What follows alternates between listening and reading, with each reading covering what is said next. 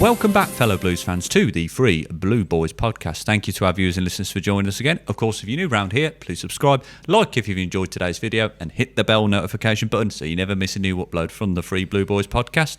While you're at it, why not follow us on our social media platforms, links to which on the screen for you now and down in the description below. Gentlemen, bit of a sore head from last night, really, due to the result. Otherwise, are we somewhat recovered, a bit more chirpy today? Yeah, I was just going to say exactly that. It's slowly recovering from last night's result and performance. It was absolutely horrendous. It was, one to forget. Pretty much everything that could have gone wrong went wrong with sending offs and 3 goals conceded. And fair play to anybody that did stick around in the away end as well, because it was just, I think from what I heard from somebody else's vlog, is that there was better stuff going on in the concourse with music playing and drinks, so sounded like a better time at the Den. But yeah, as you say, Dan, it's one to forget. We have to put it behind us now. We're still in the mix, I think, but we really have to pick up and starting obviously with Middlesbrough on Monday, which we are going to get to. But yeah, one to forget, ain't it, Dad? Yeah, I mean, I suppose because of my absence last night through all the circumstances, you two have had a chance to vent your spleen straight after the game, and I've probably had a longer period to consider kind of what's happened. I still feel quite shocked at the level of the defeat. I certainly wouldn't have predicted that. I mean, obviously we didn't have a preview for this game, for Millwall, so we didn't have the opportunity to say what we thought the score was going to be. I certainly wouldn't have said 3-0 to them. No. I probably would have gone for a draw, to be honest with you, especially given the Norwich game. Yeah, so I was shocked by it actually, and shocked by the reasons for it as well, according to you guys who saw it. It just seemed very disconnected from the way we've been playing, or certainly the way we played at Norwich. And I think you and I said, Joe, we looked at the team before the game and said that's a good team. It's got physicality, it's got pace, it's got power. It was Norwich, with a couple of changes really in effect. Yeah. And my feeling generally is that we played the wrong game for the people that we had in the team. We did. We tried passing football a lot from out the back, and again this is second-hand information to me because I've not seen it directly. From what I can understand, we try to play that way, and we haven't had the people in the team who are the best at doing it. You think about it, Roberts and Dux and Doyle are all on the bench, and they're our our best ball players, if you like, and they weren't in the team. And we've got a bunch of people playing in the team who are about pace and power, aren't it? And physicality. Yeah. And I felt, right, so this is just my view of it, I felt like they were quick on us in the press. They closed us down. That's why they managed to get the second ball so much. I just think we needed to lift it over the press and put the ball down the channels more for people to run on too. I mean, you said that exactly in the post-match, didn't we, Dan? And we did. I'm sure you guys would agree, and we've seen your comments from the post-match we did for that video. And why we didn't play over it, I don't know. But surely, you're 2-0 down, but even at 1-0, even after 20 minutes, which is pretty much when we conceded the 2 goals, you look at it and say that the ball's getting played out wide to Vincente or Osman, or in the middle where we're not really got any time on the ball and we have to go back inside. And they're just up our arses every single time we get it. I don't really know what the game plan was. I mean, obviously the questions may be over, the lineup when it came out. And as you said, you got your better ball players potentially on the bench there. The point is as well, you got a lot of new players into that game, and they were thrown into a game where we're playing against, third in the league, a big, proper championship side in Millwall, physical, and that's how the game was, and it turned into their sort of game. But we didn't have a plan B, and I think that's probably what hurts a lot for a lot of Blues fans is that, and we've seen you guys say it before, and that's kind of been the story this season, isn't it? We kind of have there's a plan A, but if things go out the window and teams are physical against us and we can't compete on any given day, we just don't have an answer, and that's the frustration. Mm-hmm. And listen, it was a big game. It's not the end of the world, but I think people were really upset with the performance and not just the result. Absolutely, Joe. I couldn't really agree more with the comments really you've made there. It lacked cohesion. It lacked a competitive edge. Yeah. We just seemed to be dominated on and off the ball. We were pressed high up the pitch, and a team that we know that likes to do that.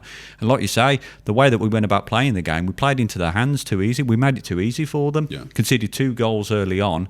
You could argue that maybe one of them's a bit of a worldie, and another day wouldn't have gone in. And maybe Builder would have tipped it over, would have gone wide. But the point is that you've enabled them to move themselves into that position because you've invited the pressure onto yourself. We're trying to play it out in the back. You've got to play over the press. You've got to be able to mix it up. And like you say, Joe, a lot of frustration for Blues fans, as we did see in the comment section following the game yesterday in our post-match upload, is Davis doesn't really seem to have a plan B in those scenarios, and that's concerning. And that's been the case down the games throughout the season. Yeah. That's not just been something we've seen lately. We've seen it throughout the season. It's almost like Davis has a mentality of, well, we've got plan A. If it doesn't work, we'll carry on doing it. Eventually, the opposition will get tire out, and we can play through them, or we can play over them. But that doesn't seem to happen, particularly with the better teams in this division, like Millwall, that are strong at home. We knew how they were going to play. We knew how Neil likes to play, and we knew what was going to happen, and we still stuck to the same game plan, and we didn't change it up at all. Even after we went a goal down, we still tried doing the same thing. And before we did, we were 2-0 down, and we're chasing the game.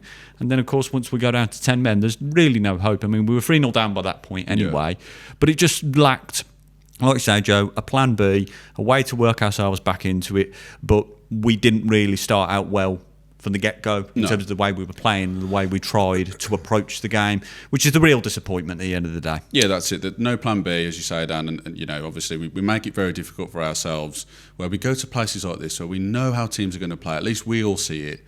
And, you know, like you say, you're 2-0 down, and when it's 3-0, it's obviously over. But it's just complete reticence to change it up. And you said as well, Dad, didn't you, like, even though you didn't watch the game, you know, I think your consensus when we explained it was, okay, why don't we play over it? Then, you know, we got our backs to goal all the time. Yeah. You know, as far as like being physical as well, I've seen us in games be physical and win the ball in the middle and win it out wide and press teams. And we didn't do that at all. I feel like we weren't instructed to do that. That's what I feel. That's the concerning part. And it is. Like, so talking about plan B and stuff, we went on endlessly, you know, around the Christmas time and up to the Watford game where we said, you've got to be able to play in a number of different ways. It's not even a plan B. It's just like there's got to be certain versions of us for certain situations. And lo and behold, from the Coventry game onwards, we were doing it. And I thought, this is great. We're actually mixing it up. We're actually kind of going longer ball. We're not kind of trying to pass sideways and backwards. And I thought, yeah, we've got it. We've got it. And there was versatility in our approach to games, wasn't there? And how we changed the dynamic throughout a game. It catches on to, like, you know, Steve's point outside the Cop that time. I think it was for the Stoke game when he came and spoke to us and said, Davis needs to learn quicker. And I thought, he is now. He is. He is. But last night makes me think, I'm hoping like we've stepped back again. I'm hoping it's just a small drop. You know what I mean? I'm hoping that, you know, probably wishful thinking that he's just got it wrong on the day. That's what I'm hoping for. And that we can go back to St Andrews against Middlesbrough, and obviously we know how we are at home. You know, I expect us to be on the front foot on the edge of the 18 and playing it wide and crosses and all the rest of it. Obviously got a few injuries and such like, but, you know, the next away performance, obviously got Charlton away. Got to be going up there and getting points realistically. And we've got some away games coming up where we really do. And like I say, I'm hoping it is just a one-off. Time will tell with that, obviously. Is he the man? I don't know. That's been the question this season. I think we have to remain patient. I think we all agree here, you know, that it's his first season in the Championship, second season in management. For me, I'm happy with the top 10 finish, personally. And I think that's probably got to be the goal for the most part. And being in the top 6, to be honest, is just... It's just a bit of extra credit at this point. There's a lot of work to do. Yeah, it is exactly that. And we said it, we've been consistent about it since the start. We're getting excited because we're getting closer. Every team would do the same. But I guess I don't really understand that.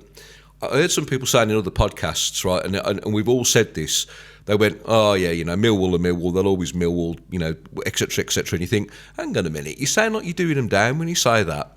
Don't be so sniffy about a direct attitude and a physical attitude towards football. It's a physical fucking game. It is. Right? And don't do it down. There's teams in the Premier League who are now scoring goals from set pieces for fun. The team that might win the title do that. Yeah. So can we drop this kind of Guardiola, tick-a-tacker kind of everything is supreme that way? It's a competitive game. There are more than one ways to play it, and let's not get consumed at Blues. And I know maybe they are with this kind of business of passing the ball around all the time amongst ourselves. You can sense that a bit in CD's interviews. I think sometimes it's a bit like, oh, you know, there's more than one way to play, as we know, but you kind of like, you know, push it aside. This is the way you should play football because this is how we play. Well, that's great. I'd rather just win games. Yeah, I thought that was coming, and obviously I'm hoping it's just a one-off with Millwall, and we'll actually like be a little bit more adaptable. And the boys have learnt a bit, particularly the new ones. I don't know. Yeah, I guess we'll see, won't we? You know, but only time will tell on that one. And I still believer in Chris Davis.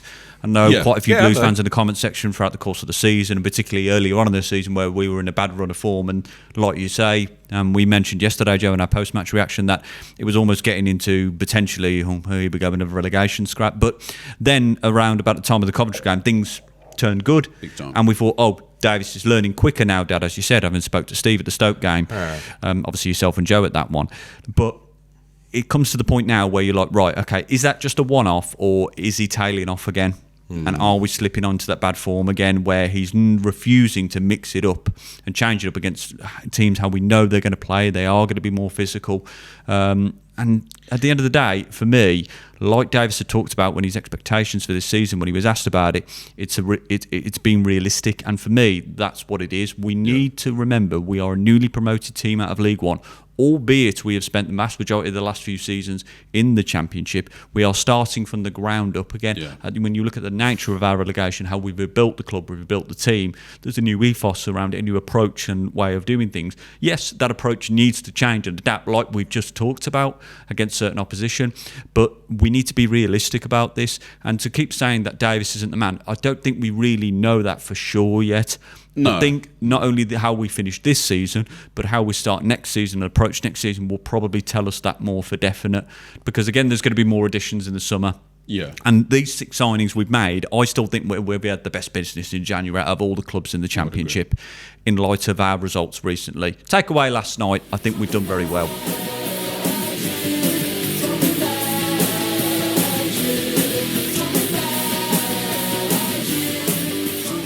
Go again against a good team this coming Monday night, having recorded this on the Thursday, the week prior, against Middlesbrough at St Andrews Knighthead Park, a team that have had wishy-washy with the results themselves recently, despite catching up to Coventry and actually overtaking them recently. But of course, they suffered a 3-1 defeat away to Coventry recently. They're a team that unfortunately lack strength in the air. They don't particularly like being run at by pacey players, skillful players. I don't think the aerial threat's going to carry much of an advantage for us, but certainly with wide men, skillful and pace, it might. Yeah.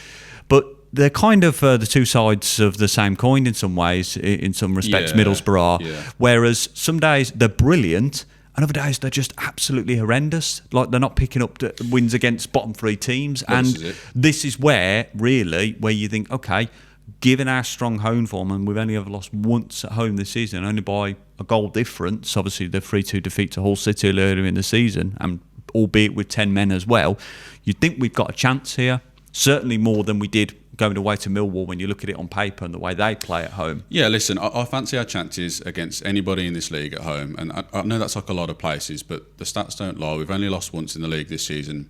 We didn't lose once last season in the league at all, so okay, we were in League One and the money and all the rest of it.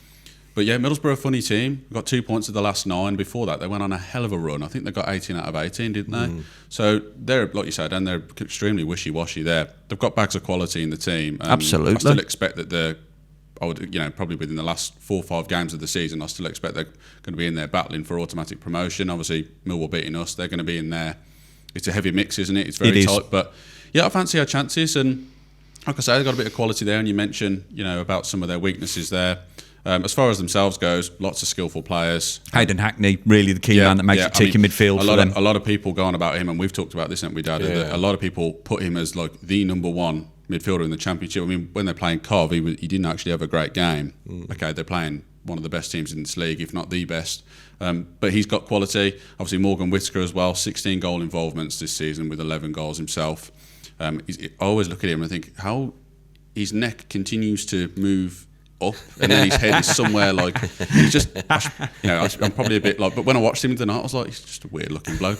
Just my observation, but I'm sure he loves you too. Yeah, I mean, he came to me and I imagined his face. I was like, he's just got a long neck, and really. I'm surprised he hasn't scored more headed goals. That's what this episode should be called, the long neck. Yeah, a thumbnail. It's just like his head is somewhere off screen somewhere. Yeah. That was a strange diversion. Yeah, but you took it really far then. I did. Yeah. I don't know where we're going with this now. But anyway, back around. I don't know if that's the reason he scored 11 goals this season, but there it is. So he's another quality player in there. One of the players I really don't like is Luke Ayling for them. Obviously, remember him when he was playing for Leeds. We do. In that 5-4 defeat at St Andrews, that was really annoying. But he's a proper shithouse character, but he's also pretty solid. defender as well. He'll see it over the line for him, and he's becoming a little bit more off the bench, hasn't he, for him? So, you know, just in various positions, they've got a lot of strength in there. And listen, we've got a lot of quality ourselves, and because of their form's very up and down, we're back at home. We expect a reaction at the very least. You know, if we walk away from there and, you know, we put in a good performance, but not necessarily the result, I'm happy with that at the very least. Yeah. I mean, you called out both of you there, kind of, you know, the way that they've been playing recently, the results they've got, and some of the key players. I think Alan Brown doesn't get spoken about enough. He's a very unsung hero in that team. He's just won Championship Player of the Month for January, so perhaps people are starting to recognise his contribution a bit more now. But he's important in their midfield, and that's where a lot of their good work takes place.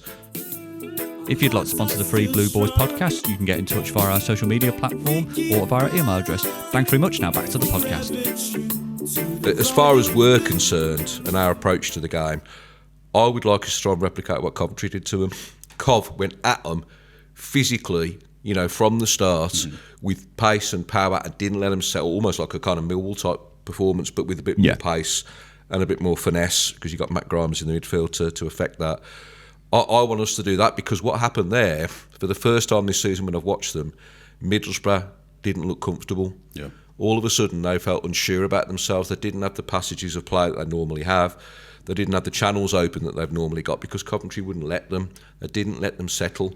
And if we're gonna unsettle them further and get a result, that's what we have to do. I actually foresee us doing that, you know, because we've done that a lot at home this season. Well, typically, like you say, Joe, we start like that at home. You've got to start with that intensity. Yeah. Like you say, deny them the space in the channels. Don't let them sit and be comfortable and bring the ball forward. Get at them, push them back into their own half. Press them when they don't have, when they've got the ball at back. Make them make the decision that they don't want to have to, particularly when they're moving the ball across the back line as well. I think what could be difficult is obviously we're a lot of numbers in the middle. That's the problem. We talk about Iwata and it's Doyle. The vulnerability that we've got now, haven't we, with Mr. John Solis? We talk about obviously obviously Hayden Hackney in there as well. I mean, you said before, didn't you, about maybe somebody actually physically going around and man marking him. Yeah. I think, at least in my opinion, it's difficult, because you take yourself out of the game by doing that, and it potentially opens a gap for somebody else. Yeah. I don't know about a direct man mark, but that could be really difficult in the middle, because, like you say, Dan, we could miss John Solis really with that. It's tricky to do that, really. It is. We have got personnel missing, which doesn't help. There's no alternative other than the two that we're going to have,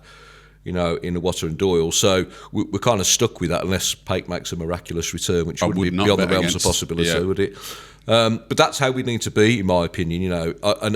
You know, going to kind of lineups and score lines, if we have a team that is picked and can do that, and I stress the can do, because we didn't do it against Millwall. If we replicate that Coventry performance, there's no reason why we can't win that game. No. Right? No. And in that context, if I'm thinking about a team to be picked, I mean, some of it picks itself. We talked about the central midfield area, so that's going to pick itself. We're probably going to have problems at left back as well. I've got this thing about preferring to have left footers in left-sided defensive positions. Jack Robinson would be my pick there, but I've got a feeling that Ethan Laird will end up in that position. Yeah. Which, to be fair, thinking back to the Blackburn game, he actually made a big difference there. The Blackburn away game, obviously. So I think it might not look dissimilar in some ways to the team against Millwall, but I've got an idea that Priska will be rested for this one. He's played two full games virtually. Stanner will start, Duck will come back in. I think Damari Gray will come back in. Yeah. And I think maybe even Paddy Roberts as well, actually. Yeah. Because this isn't going to be a physical test, this one. This is chessboard stuff. This is more for your technical players. And like you say, Paddy Roberts hopefully coming back in the team will offer that, with Gray as well. I think Osman's faded a little bit recently. And showed maybe some vulnerability as well, especially physically. But Dimmy's got that extra bit of experience that will help him in that scenario. And like you say, Dad, this isn't going to be a physical battle so much like it was against Millwall. This is going to be a chess play type game. And that's how we need to approach it, or at least I'm hoping that's how Chris Davis is going to approach it. And that appeals more to him, I think, as a manager. So it'll be interesting to see how it plays out in that respect. But that Middlesbrough midfield is a concern of mine, because, if, like you say, Joe, if you man mark Hackney, you take yourself out of the game and you're opening up gaps for other players to bring themselves into the fore and play the ball forward for them, and you open up that space. I would like, even if potentially Paik is there to make a surprise return to the team, I would still like to see Doyle and Iwata. I think there's more defined roles between the two of them there. Iwata's going to be naturally sitting more back in the six, whereas Doyle's going to bring them more forward. Mm-hmm. I think sometimes there's a bit too much confusion about defined roles when you've either got Doyle and Paik in there or Iwata and Paik. They try to play too much of the same game, one or the other, and there's lack of commitment there. Mm-hmm. I agree with your dad, left side of the defence, I'd like to see a left footer on there. Like you say, potentially he's going to favour more Ethan Laird over Jack Robinson, but I think with Robinson, you've got a natural left footer on the left side and you've got a really experienced Championship defender as well, which I think against a team like Middlesbrough, I think you need to have. Yeah, I think I'd probably agree, particularly when you talk about the lineup there, and obviously Patrick Roberts coming in and Damari Gray. I think Chris Davis has talked about rotation. Obviously, games coming thick and fast in the running now, so I would probably agree that I think you'll go with Patrick Roberts and have Demi Gray on the left. Obviously, the left back is a big problem, and I would probably agree that you should have a left-footed player on the left-hand side. Part of me just feels like he's going to put Ethan Laird in there. What I will say about the two of them is, and it's obviously not a great situation, is neither of them have had much football. No, Laird's been out for a long time, unfortunately. and Jack's been out for weeks as well. So we have to make the best of a bad situation in that sense. The middle two, if Paik were to return on that subject, I would actually have him next to Iwata, just because I think they actually have defined roles themselves, and I think they work quite well. Or about their relationship last season as well. I think Iwata will do well to drop into the six and focus more on breaking up play. Obviously if they're trying to play through balls, which is obviously one of their strengths, cut out Hackney's passes, and they're pinging it out wide. You've got Riley McGree in there in the 8, and I think Paik, you'll give him a little bit of freedom to go everywhere along the pitch. Also, one thing I think I like Paik over Doyle, particularly in the last 6, 7, 8 games, is Paik has the ability to score goals. He knows where the net is. He does. Doyle's ballooning them over the fucking bar most of the time. Obviously, Doyle's got his strengths. I don't see Paik making a fantastical return like he has before. Nor do I. So I think it will be Doyle and Iwata in there. As I mentioned, the wide men, Demi Gray and Roberts. I also suspect that Marvin Dux will return in the 10. And I think he will start Prisk up top. I think he'll keep him in there. Impact maybe with Jay off the bench. What I'd personally like to see, probably that. I think it's the best we can do at this point. Obviously, there's we talk a little bit about the strength in depth that we did bring in January. Obviously, John Solis obviously out for one game. Vicente probably needs a rest after the tough test against Millwall. Same with Ibrahim Osman. It's a shame really, because Osman obviously had a really good start, but I think they doubled up on him against Millwall. Hopefully, that's not something that the opposition are going to be looking at. I suspect that's probably what we'll go with. Yeah, I think so. I mean, the only kind of thing to add on the end of that discussion is I can understand maybe that Laird would play because of the threat of Morgan Whittaker. Arguably the best right-sided player, that scores goals and creates goals in the Championship. There's an argument to say that, the Millwall right-sided player, Aziz, isn't it? Femi Aziz. Yeah. He's a contender for that title as well, really. Yeah. But Whittaker is definitely a threat. And do we need somebody who is going to be able to match his pace? Yeah. Jack Robinson can't do that. So again, maybe that plays into it. But I guess we'll see. How's it going, fellow Blues fans? Hope you're enjoying the channel so far and liking today's video. I wanted to take a minute of your time to talk about our sponsor, Bangla Lounge Indian Cuisine. For these three Blue Boys, Bangla Lounge has been the go-to choice to enjoy the very finest in Indian cuisine for over a decade now. Made with the freshest ingredients using authentic recipes, Bangla Lounge produces some of the best Indian cuisine that I've ever tasted. And if you enjoy takeaway at the end of the week, orders for collection and delivery with 15% discount, ordering direct through the website. If you enjoy a sit-down meal, you can enjoy this for a 2-for-1 offer, running up for Sunday to Thursday every week on main courses. Or if you're celebrating a special occasion, such as a birthday, Bangla Lounge offers a buffet restaurant every Sunday, running from 5:30pm to 10pm. So if you like a tasty curry or a sizzling tandoori, get yourself down to Bangla Lounge Hell's Owen. Links in the description below of our video. And if you would like to fine dine after a win in the B9, thanks very much. Now back to the podcast. As far as scorelines are concerned, what do you reckon it's going to be, Joe? I think that it will be a 2-2 draw. I think that it'll start fast, I think, as we typically do. I actually expect we'll probably take the lead, but I just feel like they'll have enough to keep us pinned in moments. I actually foresee us as a bit of like a 2-1 Blues, and there's like half an hour to go. And, I'm not saying a last-minute thing, but I just feel like it'll be tight. I don't feel like there'll be too much in it. As you say, it's a bit of a chess game there. I think a draw as well is okay. Obviously, if we're going to be within any contention really of being in the top 6, we probably need to win in the game. But 2-2 for me. Goal scorers, I think I'll go with Chris Clara, and I'll go with August Priske as well for his first. Okay, interesting. I'm also going to go with a draw, but I'm going to go for 1-1. I think we'll start fast and with intensity, and very much like I think we should be, and I think we're hoping we will as well, particularly as we've identified that Middlesbrough struggle with that, particularly going away from home as well, not without their home backing. I'm sure they'll bring plenty of supporters with them, though, mind. My scorer, I think, will be Marvin Dutch. I think not only he will start with him, Stansfield in 10 and Dutch up top, but obviously they tend to interchange quite a lot depending on the style of the game as well and how they approach it. But I think technically it will suit him as well. It's his kind of game as well. I think he'll find pockets of space, and we know that how much he can do with very little space at times as well. But I think Middlesbrough will come back in it, and I think they'll be able to just keep us from troubling them on the goal as well later on in the game as well, and they'll sit in tight and deep, as they have done many times this season, and will grind out a result. But I do foresee it, like you say, Joe, being a tight game, but I say 1-1 draw. Dad? I'm going to go for the same as Dan, actually. I think it's going to be 1 each. It's going to be tight. I think we are going to have to go in front, because if we let them score first, I think I'm right in saying that when they've gone in front this season, they haven't lost. Yeah, it's a big one. It is. I think they're just very good at defending leads like that. Stand to be corrected on that one as well. Somebody in the comments if they know. But yeah, I think it'll be a tight game. They won't want things to get any worse than they are at the moment. You're going away to one of the teams with a good home record.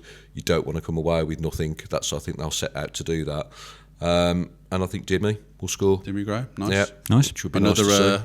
into the side net. I was thinking that. Yeah. Except no rain. Except no rain. Yeah, we don't Please want that no pass. rain again, for fuck's sake, because this will be the 5th game in a row at home. Yeah. Tell you what, it'll end up raining there, and we'll be like, oh, it won't rain on Saturday against Charlton, and we'll go there, and it'll end up be pissing it as well. Yeah, the whole day. That'd be great. Wonderful. I look forward to that. So fingers crossed for dry weather, and hopefully at least a point for the Blues, if not hopefully 3 points. But it was funny, we were discussing these key 3 games, obviously against Norwich and Millwall away respectively, that we've now played, and obviously going into the home game this Monday. As I say, recording this on the Thursday against Middlesbrough, St Andrews Knighthead Park. I personally felt that, and I think this was right in what I said at the time, that I would have been happy with 4 points for these 3 games, having lost one, taken a point against another and beaten the other. I think we all agreed. I think we all agreed on that, didn't we? But obviously now it's very much, okay, at the very minimum we've got to be getting a point out of this game. And I think that's the mindset we need to approach it with now. It's the recovery mindset that Millwall applied to us following a defeat to Portsmouth. We've got to have that same mentality now. Start fast, start with intensity, get into the faces of the opposition, pin them back in the half, make life difficult for them, and make them uncomfortable, much like Coventry did, and they see the fruits of their labour from that as well, and I think that's the way we've got to start. But remains to be seen. We'll sure be back there on Monday evening. But as always, gentlemen, thank you for your contribution to another enjoyable episode. Thank you, sir. Blues fans, in the comments section, let us know what you think the starting 11 will be going in against this coming Monday night fixture at St Andrews Knighthead Park against Middlesbrough. Also, let us know your score predictions in the comments section and who you think your goal scorers will be. If there's any Middlesbrough fans watching, how do you feel about coming to St Andrews at Knighthead Park this coming Monday? What you think your starting 11 might be and how they might set up going into the game, and what your score predictions might be in your goal scorers. But as always, if you've enjoyed today's video, please drop it a like, subscribe if you haven't done so already, and hit the bell notification button so you never miss a new upload from the Free Blue Boys podcast. Please also follow us on our social media platforms, links to which are on the screen for you now and down in the description below. But until next time, fellow Blue Noses, stay true to the Royal Blue and keep right on. Keep right on.